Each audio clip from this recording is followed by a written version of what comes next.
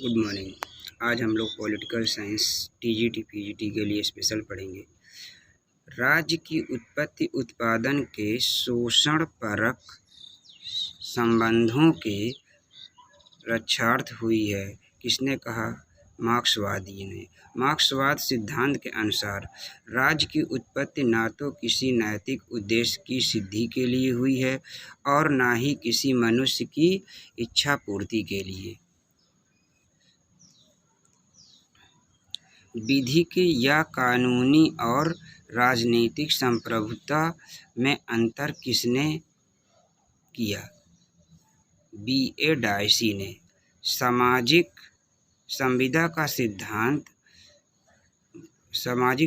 का सिद्धांत का मुख्य रूप से वह कार्य करने का प्रयत्न करता है। किसने का? राजनीतिक बाह के आधार की व्याख्या करता है। सामाजिक संविदा या समझौता का सिद्धांत का संबंध किससे है? लॉक, हॉब्स, रूसो से। यदि संविधान परम संप्रभु है तो तत्कालिक संप्रभुता आरोपित होगी विधि निर्माता निकाय में। राज्य के स्वरूप के बारे में सही है। राज्य साध्य व साधन दोनों है। वैज्ञानिक समाजवाद के संस्थापक मार्क्स और एंजेल्स हैं। फांसीवाद ने राज्य को क्या माना है? व्यक्तियों पर एक निरंकुश शक्ति। फांसीवाद का नारा एक राष्ट्र, एक नेता, एक दल। फांसीवाद के अनुसार जनतंत्र का सर्वाधिक वास्तविक रूप किसके द्वारा चलाई जाने वाली सरकार में पाई गई? अभिजात वर्ग में।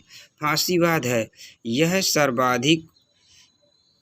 सर्वाधिकारवादी राज्य का सिद्धांत है।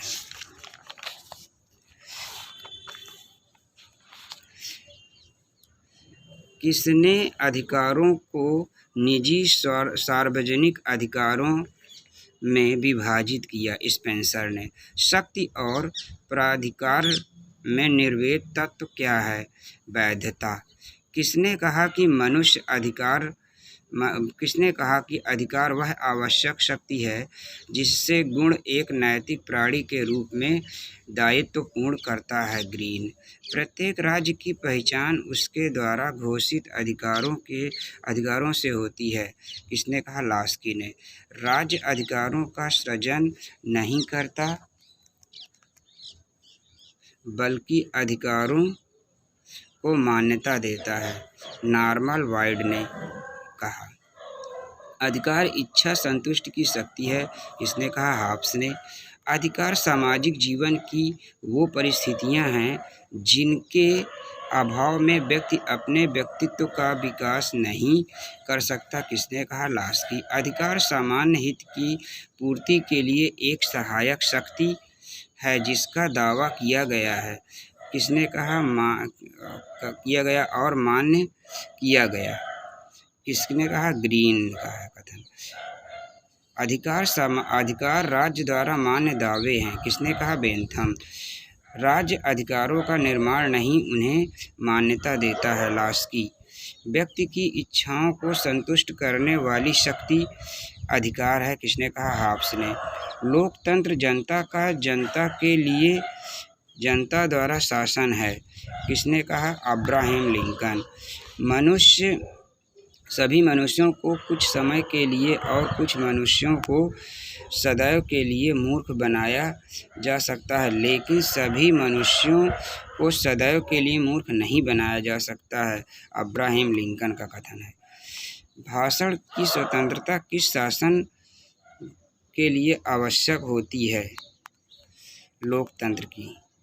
राज्य की प्रकृति और कार्यों की उदारवादी अवधारणा का सर्वोत्तम प्रतिपादन किसकी रचनाओं में पाया जाता है? जॉन लॉक की। दुनिया में प्रत्येक मनुष्य की आवश्यकता की पूर्ति के लिए पर्याप्त साधन हैं, न कि उसके लालच के लिए। किसने कहा? महात्मा गांधी ने। शांतिवादी अराजकतावादी धर्म का विरोध नहीं करते। शांतिवादी, अराजकतावादी धर्म का विरोध नहीं करते। प्रतिस्पर्धा, संघर्ष और शोषण पर आधारित भौतिक प्रगति समाज को अमानवीकरण की ओर ले जाती है। किसने कहा? मार्क्स ने। यदि प्लेटो आज जीवित होते तो वे आधुनिक साम्यवादियों से अधिक साम्यवादी होते। किसने कहा? मार्क्सी ने।